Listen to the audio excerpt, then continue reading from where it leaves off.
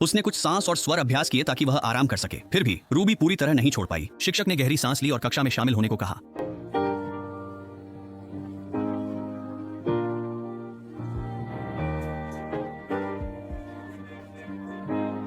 काफी लंबे समय से। अब सही हो रहा है।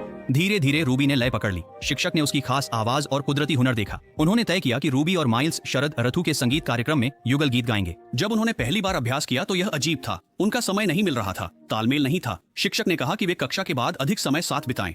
इससे वे भावनात्मक रूप से जुड़कर सहजता से गा सकते थे। रूबी खुश थी, लेकिन जल्दी ही एक और समस्या आई। एक दिन जब वह साइकिल से गई गोदी पर, उसने देखा कि एक मछली खरीदार उसके भाई लियो को कम पैसे देने की कोशिश कर रहा था। उनकी मछलियां ताजा थीं, फिर भी वे कम पैसे दे रहा था। रूबी ने बहस की, पर लियो ने उसे रोक दिया। वह चीजें बिगाड़ रही थी। उसे अपमानित लगा और उसने जाने को कहा। तनाव के बावजूद रूबी गाना मंडली में ज्यादा आत्मविश्वास महसूस करने लगी। वह समूह में घुलने मिलने लगी, उनकी आवाजों में अपनी आवाज खोजने लगी। रिहर्सल के बाद शिक्षक ने रूबी और माइल्स से उनका युगल गीत फिर से गाने को कहा। इस बार उनका गाना बेहतर था, पर कुछ कमी थी। शिक्षक ने कहा कि वे एक दूसरे को देखें और सोचें कि वे किसी ऐसे को गा रहे हैं जिससे वे प्यार करते हैं। उस समय भावनाएं उभर आईं, उनकी आवाजें मिल गईं। फिर शिक्षक ने माइल्स को कुछ नोट्स के लिए रुकने को कहा, फिर उसे जाने दिया और रूबी को कमरे में रखा। उसने पूछा कि स्नातक के बाद क्या करेगी? रूबी ने सिर हिलाया। उसने इस पर कभी सच में सोचा नहीं था। शिक्षक ने कहा कि वह बर्कले कॉलेज ऑफ म्यूजिक में आवेदन करे। रूबी को यह विचार नामुमकिन लगा। उसका जीवन उसके परिवार से जुड़ा था। उसे बर्कले के बारे में पता नहीं था। उसने पैसे का बहाना बनाया। माफ करें, शिक्षक ने कहा कि बर्कली स्कॉलरशिप देता है।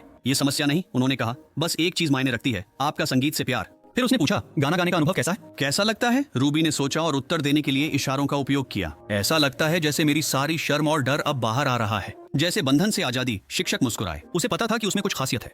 उस रात रूबी ने उनकी सलाह मानने का सोचा।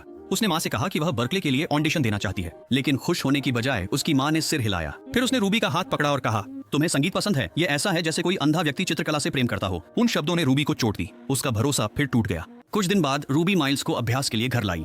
अपने युगल गीत का अभ्यास करें। वे आमने सामने गा रहे थे, पर यह अजीब था, तो उन्होंने पीठ कर ली। एक दूसरे की पीठ की ओर मुड़े। गाते समय उनके बीच की दूरी घट गई। सब ठीक था। फिर एक और संकट आ गया। एक दिन रूबी के पिता उसे मछुआरों की बैठक में ले गए। सरकार चाहती थी कि हर नाव पर अवैध मछली पकड़ने से रोकने के लिए मॉनिटर हो। इसका मतलब छोटे परिवारों के लिए ज्यादा खर्च था। मछुआरे नाराज थे, खासकर जब डीलरों ने कम भुगतान किया। रूबी ने अपने पिता के शब्दों का अनुवाद किया जब उन्होंने खड़े होकर जोश से बोले, हम और बलिदान नहीं कर सकते। अब से हम मछलियां सीधे बेचेंगे। सभी खुश थे, लेकिन घर पहुंचने पर माँ चिंतित थी, क्योंकि उनके पास बदलाव के लिए पैसे नहीं थे।